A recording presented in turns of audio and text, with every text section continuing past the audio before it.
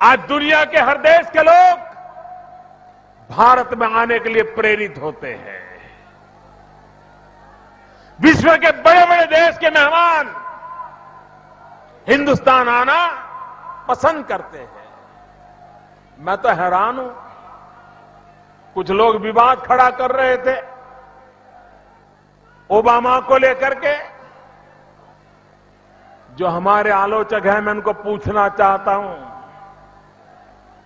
अगर ओबामा आए और 26 जनवरी के कार्यक्रम के सिवाय कुछ न हुआ होता, नमस्ते नमस्ते करके चले गए होते, तो ये विरोधी हमारे लोग हमारी चमड़ी उधेड़ देते कि नहीं उधेड़ देते?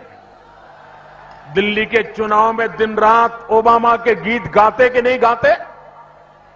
हमें बदनाम करने का कोई मौका छोड़ते क्या? अगर रत्ती भर भी विफलता रही होती, थोड़ी सी भी चूक रही होती,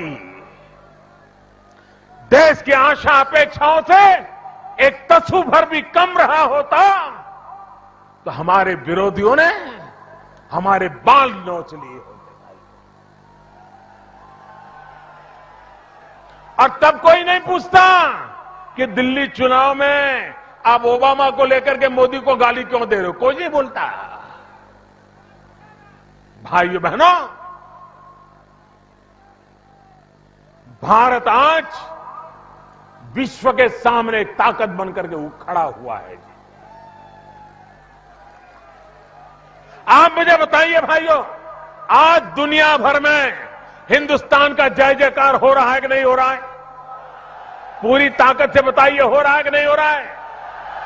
दुनिया हिंदुस्तान का लोहा मानने लगी है कि नहीं मानने लगी है? विश्व भर में भारत का जय जयकार हो रहा है कि नहीं हो रहा है? भारत की गणना हो रही है कि नहीं हो रही है? विश्व भारत से दोस्ती बनाना चाहता है कि नहीं चाहता है? क्या कारण है? क्या कारण है? क्या कारण है मेरे भाइयों? मोदी कारण नहीं है मेरे भाइयों, मोदी कारण नहीं है। आज पूरी दुनिया भारत की तरफ देख रही है, उसका कारण यह है, उसका कारण मोदी नहीं, उसका कारण आप है, हिंदुस्तान की जनता। 30 साल के बाद आपने हिंदुस्तान में पूर्ण बहुमत वाली स्थिर सरकार बनाई है, और पूर्ण बहुमत वाली स्थिर सरकार बनाई है। इसके कारण दुनिया का कोई भी बड़ा महापुरुष, दुनिया का दिग्गज से दिग्गज नेता भी जब मोदी से हाथ मिलाता है ना, मोदी की आंखों में आंखें जब मिलाता है, तो उसे मोदी नहीं दिखता है, उसे 125 करोड़ हिंदुस्तानी दिखते हैं। ये 125 करोड़ हिंदुस्तानियों की ताकत है कि जिन्होंने पूर्ण बहुमत वाली स्थिर सरकार बनाई, और इसके कारण पूरा विश्व भी भारत का लोहा मानने लगा है। मेरे भाइयों बहनों, 1 साल के बुरे दिन गए, 1 साल के बुरे दिन आपने देख लिए। दिल्ली में कुछ लोगों ने 1 साल बर्बाद करने का पाप किया है। इसलिए मेरे भाइयों बहनों,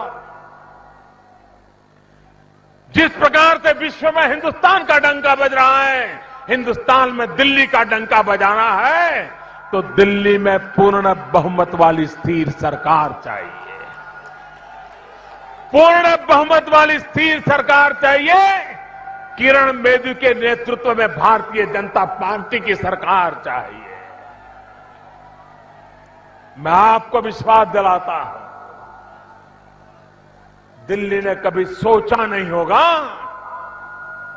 देखने का तो सवाल ही नहीं है, वैसी ईमानदार सरकार दिल्ली को मिलेगी। ये मैं आपको विश्वास दिलाने आया।